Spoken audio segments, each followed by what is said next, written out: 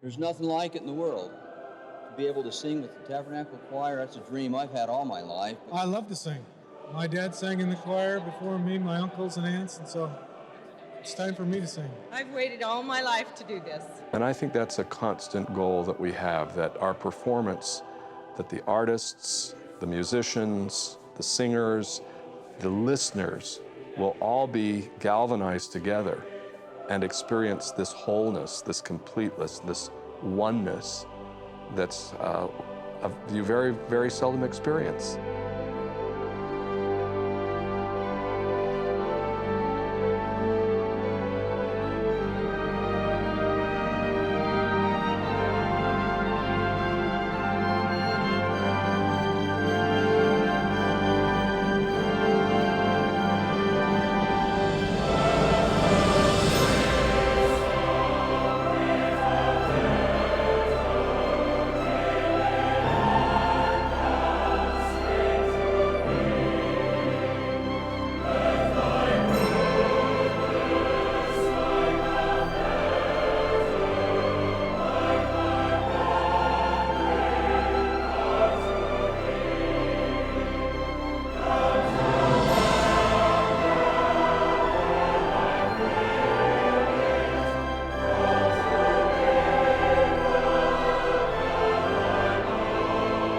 This is hard work and long hours, and I'm extremely proud of our people and the magnificent way they've performed both on and off the stage.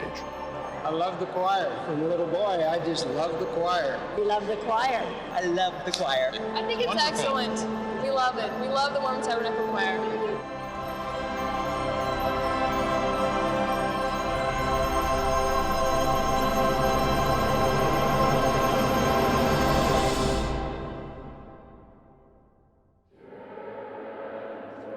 The Mormon Tabernacle Choir joined the airwaves of America at 3 o'clock in the afternoon of July 15, 1929, broadcasting a program of music and inspiration from the crossroads of the West. Its beginning reflects the ingenuity of the times. Salt Lake City radio station KZN temporarily went off the air that Tuesday while its only microphone was shuttled 1 block to the Tabernacle on Temple Square, a 6,000-seat hall built for religious convocations. By today's broadcast standards, the scene was makeshift at best. Perched atop a ladder, 19-year-old announcer Ted Kimball shared the microphone with the chorus and the organ. A telegraph operator cued the audio engineer back at the station when the program was ready to begin. 30 radio stations received that first NBC transmission. Long before the airwaves of Sunday morning were flooded with evangelical hours, the Mormon Tabernacle Choir was communicating in the universal language of song. In 2004, with broadcast number 3,910, music and the spoken word turned 75. It's the longest continuous network radio program in history. Like so many Americans, I remember growing up listening in the front room to the choir on our upright Philco. President Ronald Reagan called them America's choir, rightly so. They sing to the people, their voices raised in this singular hall built by the hands of their hard-working forefathers. They sing for their God.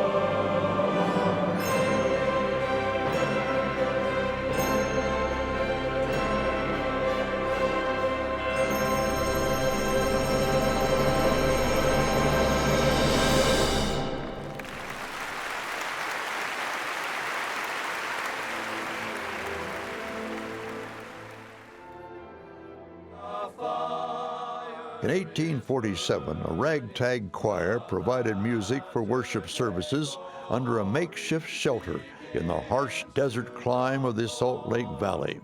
Since that time, this choir, all 360 of them, volunteers, has sung at World's Fairs from San Francisco to Montreal, won a Grammy, an Emmy, earned 5 gold records and 2 platinum, performed for presidents, and toured 64 countries. The Mormon Tabernacle Choir would, in my mind, the minds of so many listeners, is the quintessential American choir that gets to that soul place in the American psyche. I think the choir has a quality and essence which is so staggeringly beautiful. It just fills your heart to hear them sing. Yes, they sing in tune. Yes, they're technically a wonderful choir, but I think the bedrock of that is their belief. The Tabernacle Choir does not exist for art. We have chosen the musical art as an expression of our faith. In 1847, the Latter-day Saints fled the Union, taking with them only what would fit in their wagons. In New York, Ohio, Missouri, and finally Illinois, they tried to raise up their religion, only to be turned out by their neighbors time and again. Their prophet martyred in 1844, their homes and farms ravaged by mobs, they headed west in search of a home they claimed God had prepared for them, far away in the west.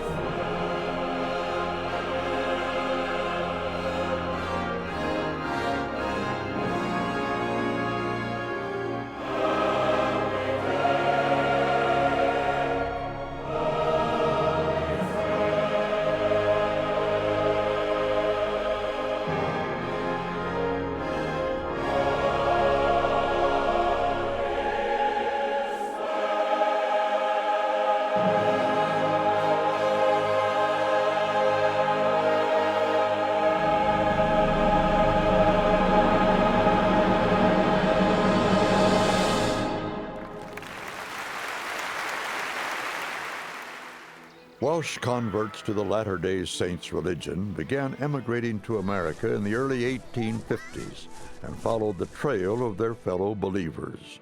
On Monday, the 26th of February, about 2 o'clock in the afternoon, we set sail from the port, and all the saints, accompanied by the harp, sang the Saints' Farewell as we left the dock. Their sweet voices resounded throughout the city, attracting the attention of and causing amazement to the thousands of spectators who followed us along the shore as if charmed. Captain Dan Jones.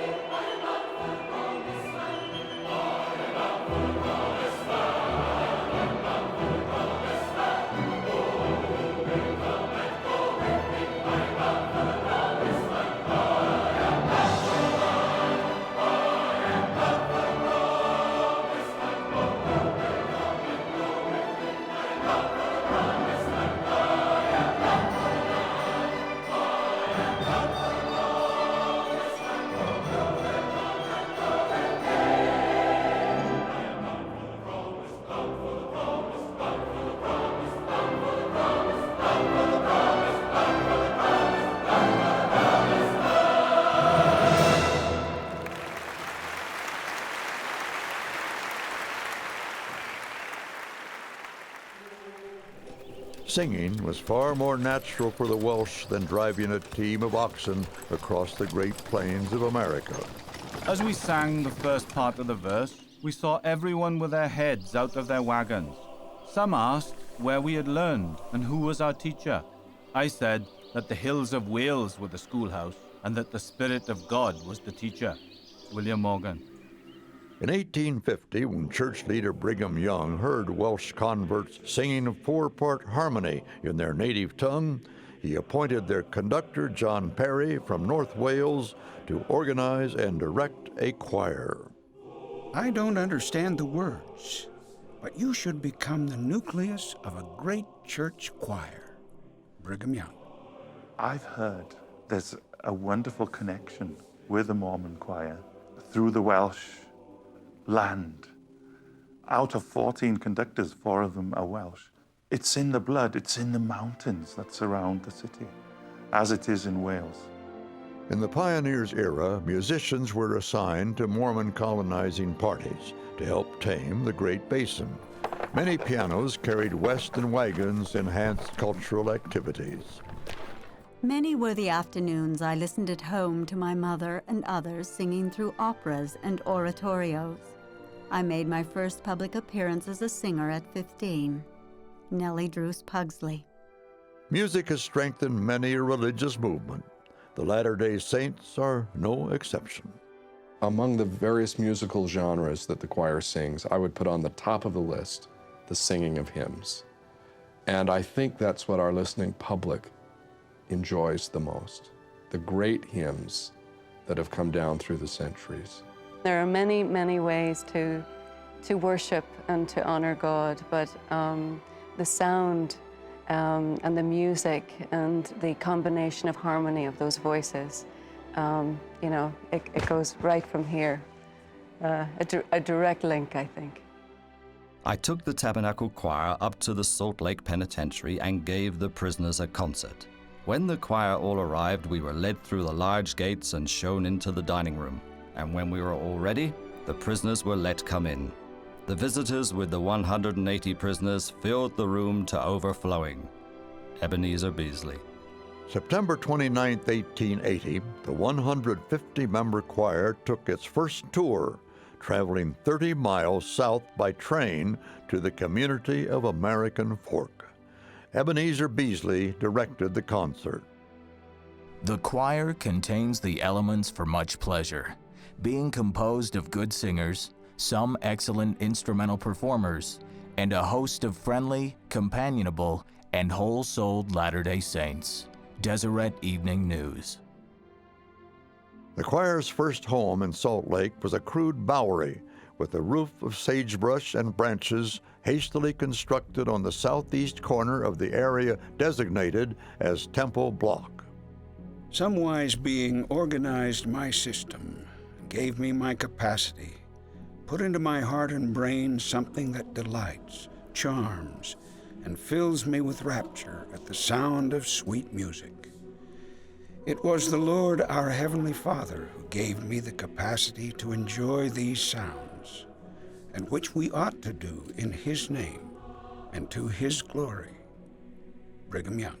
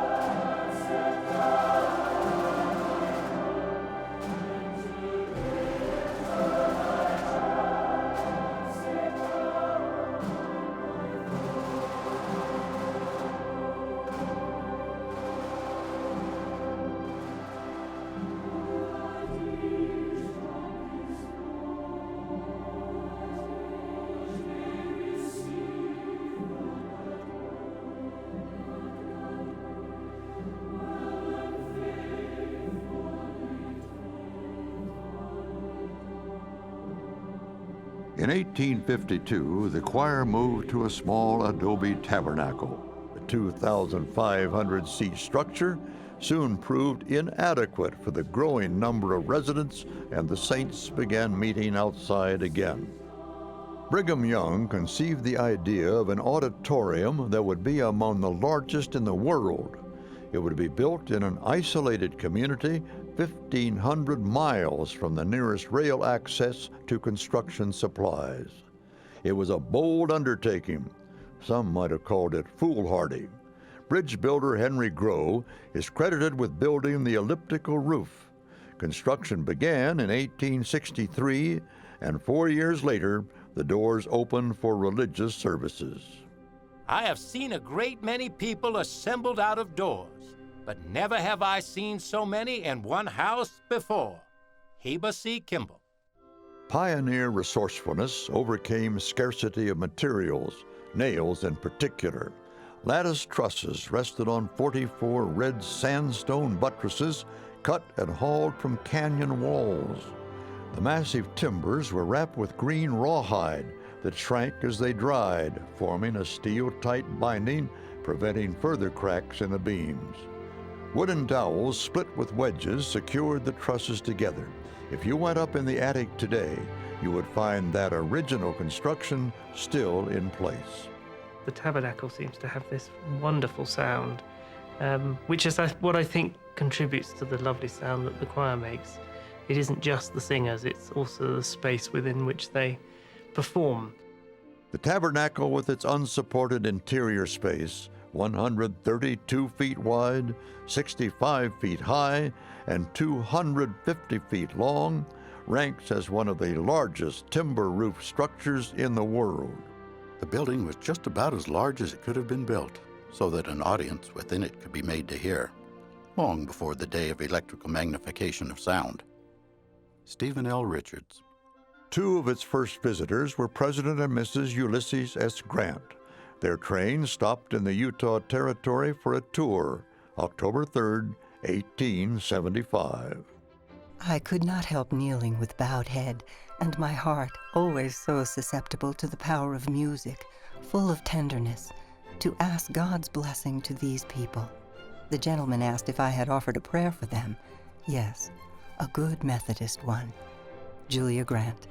I never enter the tabernacle that I am not conscious of those who went on before. I feel their presence. I feel it in every aspect of that building. It is unique in all the world. The organ has been the primary instrument for the choir throughout its entire history. The first organ in the valley came from Australia. Joseph Ridges, an Englishman who had sought his fortune in gold in the land down under and found religion instead, had constructed the organ as a hobby, and in 1855 boxed it up and, with his small family, set sail for California. Brigham Young sent wagons to meet him and the organ. We made good progress until we struck a strip of desert, which took 3 days to cross. The sand was up to the hubs of the wagons. Joseph Ridges. The organ was reassembled for choir rehearsals in the adobe tabernacle, though the building already was too small to house the congregation. In 1863, with the announcement of the construction of a grand tabernacle, Ridges was commissioned to build an organ, one fitting the new structure. He and his crew built the organ inside, while the tabernacle went up around them. There was not a man in Utah who knew the first thing about an organ. I had to take each one of the 10 assistants and instruct him in every move. We were 12 years building the organ. Joseph Ridges. Ridges fashioned the huge organ from great yellow pines, harvested 300 miles south and hauled to Temple Square. The logs were shaped from laminated wedges, fit together, then plastered, sanded, and painted gold. The organ was playable for the 1867 LDS General Conference, though only 700 of the 2,600 pipes were in place. It was another 2 years before the scaffolding came down. The original center casework and the highly recognizable 32-foot wooden pipes are still in place. The organ continues to be viewed as a state-of-the-art instrument. Today, the organ has 206 ranks of pipes. That's 11,623 pipes altogether. The 1920s began the golden age of broadcasting. LDS Church President Heber J. Grant saw its potential and encouraged the choir to get on the air. A trimmed version of the Mormon Tabernacle Choir made a few local broadcasts from a tin shanty atop a local hotel. The purpose of the choir today is first to participate in various services, religious services, which we have. The further purpose is the broadcast, which goes on weekly, and the concert tours, which they make. Those who imagine, because this feature comes from a house of worship, that sacred music is the rule and therefore fail to tune it in, are making a mistake. Jersey City Journal.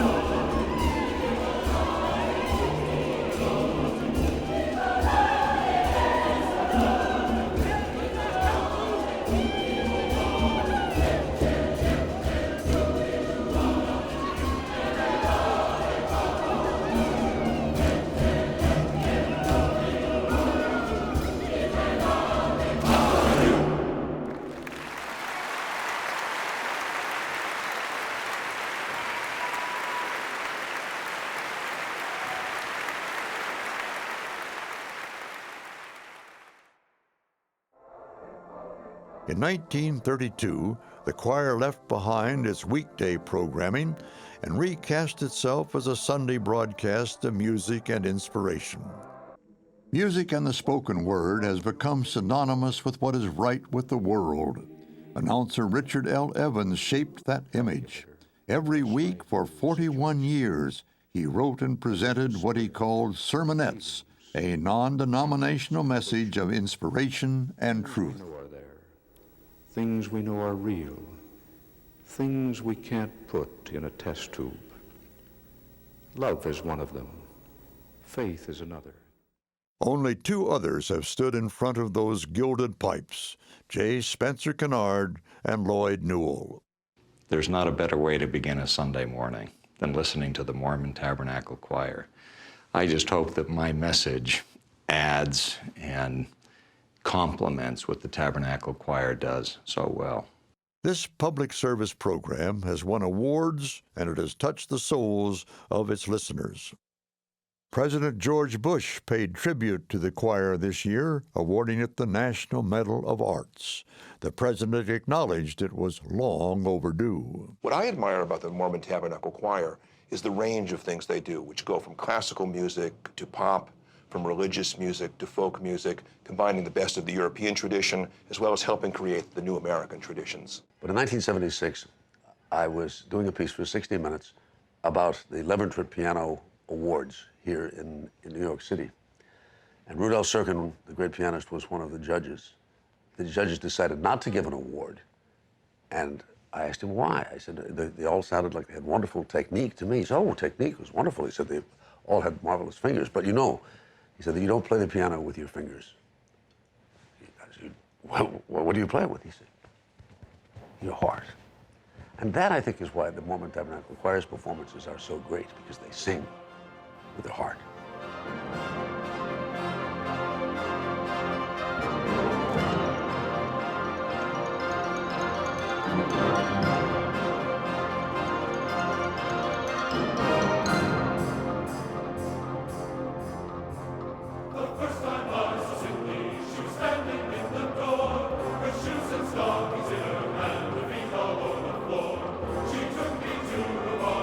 She cooled me with the fan.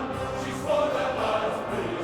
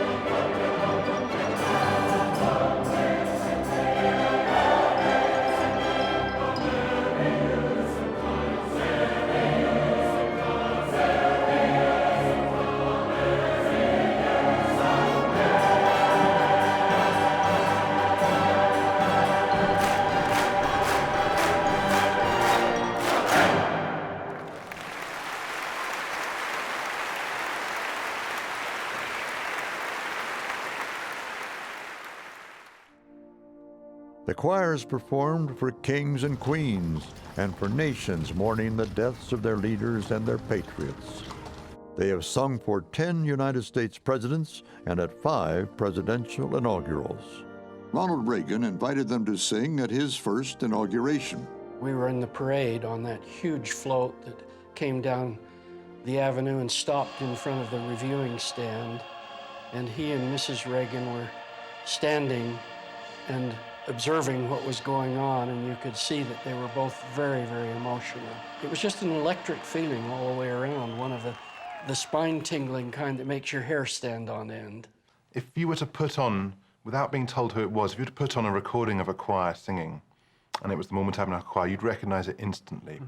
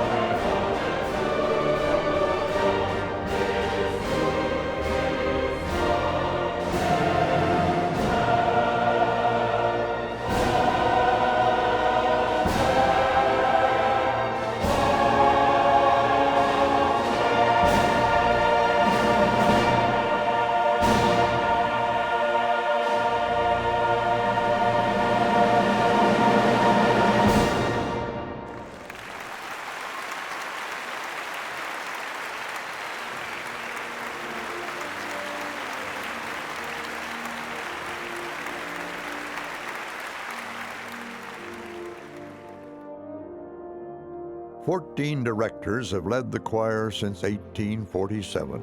I found early on when I became director of the choir that if I thought of its legacy, of those who have preceded me, it was paralyzing. But if I would take it in small bites, a week at a time, a broadcast at a time, a concert at a time, a recording at a time, that it was manageable. In 1916, conductor Anthony C. Lund officially introduced voice tests for would-be choir members. Prior to that time, choir membership came with the incentive of free passes to all musical events in the Tabernacle. I have had the privilege and pleasure to sing in the Tabernacle Choir for 50 years. I never stayed away without good cause. Agnes Olson. Not until Gerald Otley took up the baton in 1974 was a strict retirement policy implemented. The choir accepts members at age 25. Retirement is age 60 or 20 years of service, whichever comes first. I think, whilst you might lose the odd great singer, that's very, very healthy for the choir, keeping it fresh, keeping the members fresh. Today, following a rigorous three-step tryout, aspirants are admitted to the choir school. They sing with the Temple Square Chorale and then as members of the Mormon Tabernacle Choir. Every choir member has to have fine musicianship in order to prepare the amount of music that we do every year. This all-volunteer chorus practices Thursday evenings and Sunday mornings before the broadcast. When recording, they have call 4 or 5 nights in a row and all day Saturday. Some drive 100 miles each way for the sessions, and they pay for their own gas. When the choir goes on tour, these singers use their vacation time. There are 300 plus individuals who are unified in their philosophy of life and what they want to get out of life and what they want to do with their music. It's about tradition. It's about how long this choir has been maintaining this fantastic high standard of singing. It's about their beliefs. That unity welds them, and it just spills over into audiences. They can't resist it. In 1999, the choir established the orchestra at Temple Square. It had been done before. Conductor Ebenezer Beasley introduced the Tabernacle Orchestra in 1880.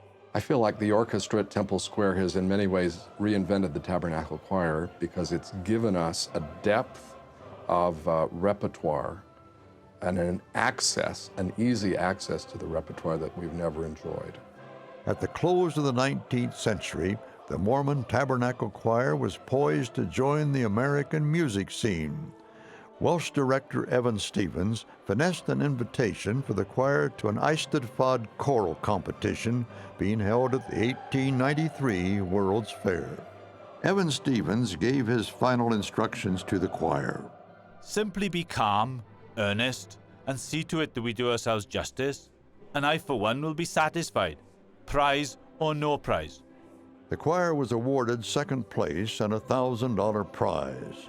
I consider it has done more good than 5,000 sermons would have done in an ordinary or even in an extraordinary way. Joseph F. Smith.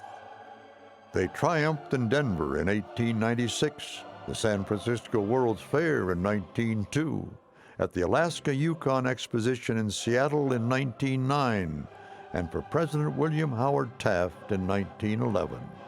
For the next half-century, they crisscrossed the country by train. LDS church leaders counseled them to avoid becoming a common troupe of minstrels. Their song has the note of triumph over difficulties and dangers overcome. There is fire in their eyes and thunder in their throats. St. Louis Post-Dispatch.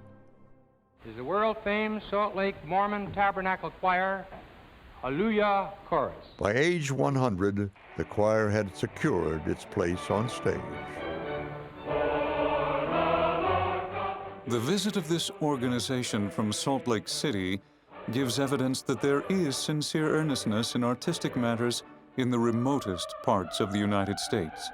All the good things in music are not concentrated in the metropolis of New York. New York Musical Courier. In 1955, the choir went abroad for the first time, sailing from Montreal to Scotland. Their schedule included the British Isles, Holland, Denmark, Germany, Switzerland, and France. The press greeted them with 1,000 welcomes, but a bold headline questioned, can they sing? Everywhere they are stirring up waves of good feeling and applause. Salt Lake City's Mormon Tabernacle Choir is a smash hit in Europe. Time magazine. For the next half-century, the choir would repeat its sweep of Europe, visit Asia, Australia, New Zealand, Mexico, and Israel, adding not only stamps in their passports, but scores of new enthusiasts. In 2002, the Mormon Tabernacle Choir joined in the official welcoming of the world to Salt Lake City and the Olympic Games. The most exciting aspect was that in addition to having a great orchestra, I would have the Mormon Tabernacle Choir to sing the piece that I would write. I was like a giddy child working with them. I loved it. I obviously knew of the reputation of the Mormon Tabernacle Choir, but I'd never actually experienced it. I'd begin the song, and then this sound fills the room, this vibration fills the room. I turned to the director. I said, I've never heard human beings sound this way. It gave it a weight and heart, and gave it emotion that we could not have gotten had we not used that organization. There's not a doubt in my mind. Please welcome the Mormon Tabernacle Choir. In 2003, on an Eastern States tour, the choir joined with another music icon, the Boston Pops, and a live audience of 600,000, plus millions more on national television for a July 4th celebration from the Boston Esplanade. The most amazing thing about the choir is the sound that they produce. It's an amazingly well blended sound that comes from a lack of egos, really. It's frankly just wonderful to be in the middle of when you're conducting it. Guest artists who perform with the choir leave changed. I was one of them. It was what I called a thrill in a thrill-filled life. I turned around after I'd finished my first verse just to listen to this heavenly choir. The pure enjoyment just flows from that height in the hall, down through the orchestra, past the conductor, past the soloists, and into the audience. And that's what music making is all about. Here's this little tiny voice of mine and this vast group of singers, so experienced, universally known, and they were going to be behind me. To have backup singers like the Mormon Tabernacle Choir singing oohs and ahs, that was amazing. Just standing there and allowing this wall of fantastic sound to wash over us, and it really does make the hair stand up on the back of your neck. I think the Mormon Tabernacle Choir has become so much a part of America that, I think of it as being like the Grand Canyon or Mount Rushmore. It is a tremendously beautiful performing organization and is recognized as such and valued as such. This band of teachers, engineers, doctors, accountants, mothers and dads have sung from coast to coast, country to country, at music festivals, in great halls, stadiums, and parades, and in outdoor settings reminiscent of their desert beginnings. The Mormon Tabernacle Choir reflects the words of their great friend Robert Shaw. In these days of political, personal, and economic disintegration, music is not a luxury, it's a necessity. It is the persistent focus of our intelligence, aspiration, and goodwill.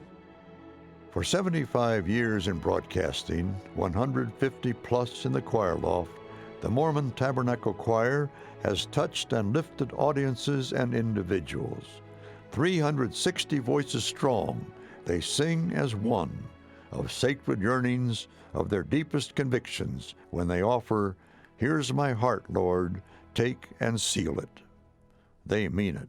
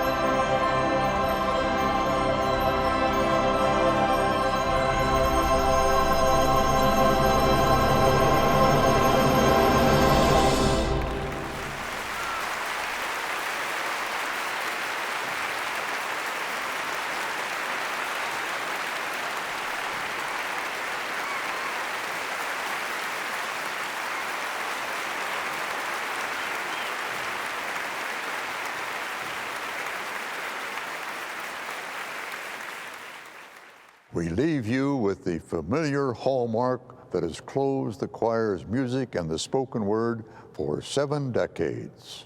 May peace be with you this day and always.